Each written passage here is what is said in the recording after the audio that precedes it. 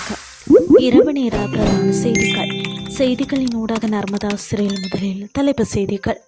Diesel விலையேற்றத்தின் பின்னணியில் ஊழலா? திடுக்கிடும் குற்றச்சாட்டு. அதிக விலைக்கு அரிசியை விற்றவர்களுக்கு எதிராக அதிரடி நடவடிக்கை. நாங்கள் தலை வணங்க மாட்டோம். கிஸ்புல்லா தலைவர் திட்டவட்டம். இனி விரிவான செய்திகள். இலங்கை பெட்ரோலிய கூட்டுத்தாபனம் மேற்கொண்ட டீசல் இறக்குமதியில் முறைகேடுகள் இடம்பெற்றுள்ளதாக கூறி இலஞ்ச ஊழல் குற்றச்சாட்டுக்களை விசாரணை செய்யும் ஆணைக்குழுவில் முறைப்பாடு செய்யப்பட்டுள்ளது. இந்த விவகாரம் குறித்து கருத்து தெரிவித்துள்ள கூட்டு எதிர்க்கட்சி, டீசல் இறக்குமதியில் இடம்பெற்றதாக கூறப்படும் இந்த முறைகேடுகளால் அரசாங்கத்திற்கு மிகப்பெரிய அளவிலான நிதி இழப்பு ஏற்பட்டிருக்கலாம் என தெரிவித்துள்ளது. தாக்கல் செய்யப்பட்டுள்ள முறைப்பாட்டில் டீசல் இறக்குமதி தொடர்பான அனைத்து ஆவணங்களையும் விரிவான விசாரணைக்கு உட்படுத்த வேண்டும் என வலியுறுத்தப்பட்டுள்ளது. மேலும் தொடர்புடைய அதிகாரிகள் குறித்து முறையான விசாரணைகளை முன்னெடுக்க வேண்டும் என குறிப்பிடப்பட்டுள்ளது.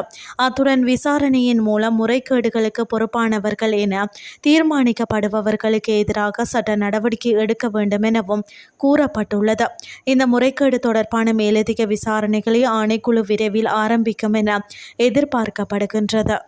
நாட்டின் சில பகுதிகளில் அதிக விலைக்கு அரிசி மற்றும் குடிநீர் போத்தல்களை விற்பனை செய்த பல வர்த்தக நிலையங்களை சுற்றி வளைப்பதற்கு நுகர்வோர் விவகார அதிகார சபை நடவடிக்கை எடுத்துள்ளதாக தகவல் வெளியாகியுள்ளது. கடந்த 24ஆம் தேதி கண்டி, திருகோணமலை, காலி, தங்காலை, கிராந்துருக்கோட்டை மற்றும் கபுத்தலை ஆகிய பகுதிகளில் உள்ள பல வர்த்தக நிலையங்களில் இந்த திடீர் சோதனைகள் நடத்தப்பட்டன. இதன்போது கீரி சம்பா மற்றும் ஏனைய அரிசி வகைகளை நிர்ணயிக்கப்பட்ட கட்டுப்பாட்டு விலையை விட அதிக விலைக்கு விற்பனை செய்தமை கண்டறியப்பட்ட நிலையில் இது தொடர்பாக அந்தந்த வர்த்தக நிலையங்களுக்கு எதிராக சட்ட நடவடிக்கை எடுக்கப்பட்டுள்ளது. இந்த நிலையில் திருகோணமலையில் ஒரு வர்த்தகர், காலியில் 2 வர்த்தகர்கள், தங்காளியில் 2 வர்த்தகர்கள் மற்றும் கிராந்துருக்கோட்டையில் ஒரு வர்த்தகர் ஆகியோருக்கு தலா 1 லட்சம் ரூபாய் அபராதம் விதிக்கப்பட்டது. அத்துடன் கப்புத்தொலை பகுதியை சேர்ந்த வர்த்தகர் ஒருவருக்கு 5 லட்சம் ரூபாய் அபராதம் நீதிமன்றம் நடவடிக்கை எடுத்திருந்தது. இதேவேளை அதிகபட்ச சில்லறை விலையை விட கூடுதல் விலைக்கு குடிநீர் போத்தல்களை விற்பனை செய்த 2 வர்த்தகர்களுக்கு எதிராகவும் சட்ட நடவடிக்கை எடுக்கப்பட்டது.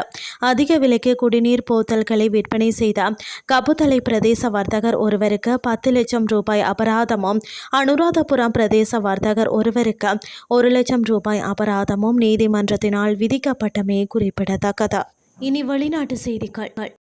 லெபனானில் செயல்படும் கிஸ்புல்லா அமைப்பு தனது ஆயுதங்களை கைவிடப் போவதில்லை என்று மீண்டும் வலியுறுத்தியுள்ளது. இது குறித்து கருத்து வெளியிட்ட கிஸ்புல்லா அமைப்பின் துணைத் தலைவர் நயம் காசிம் தங்களது போராட்டம் தற்காப்பிற்கானது என்றும் அது தொடரும் என்றும் தெரிவித்துள்ளார். மேலும் தங்கள் தியாகங்கள் மகத்தானவை, அவை விடுதலைக்கான விலையாகும் எனவும் அவர் கூறியுள்ளார். லெபனான் மக்களின் கௌரவமான எதிர்ப்பின் மூலம் அவர்கள் இந்த உயிர் தியாகங்களை தாங்கிக் கொண்டுள்ளனர். மேலும் விடுதலை மற்றும் பெருமை அல்லது ஆக்கிரமிப்பு மற்றும் அவமானம் என்ற 2 தெரிவுகளில் ஒன்றை மக்கள் தேர்ந்தெடுக்க வேண்டியிருந்தது.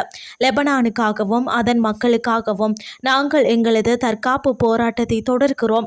மார்ச் மாதத்திற்கு முந்தைய நிலைக்கு நாம் திரும்ப மாட்டோம். இஸ்ரேலிய ஆக்கிரமிப்புக்கு பதிலடி கொடுத்து அதை எதிர்கொள்வோம். அத்தோடு எதிரியின் அச்சுறுத்தல்கள் ஏதுவாக இருந்தாலும் தாங்கள் பின்வாங்க மாட்டோம்.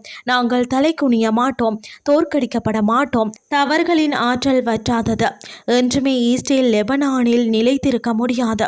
குறிப்பாக ஆக்கிரமிக்கப்பட்ட பாலஸ்தீனத்துடனான தெற்கு எல்லையின் கடைசி அங்குலம் வரை எங்கள் மக்கள் தங்கள் நிலங்களுக்கு திரும்புவார்கள் என்றும் உறுதியளித்துள்ளார்.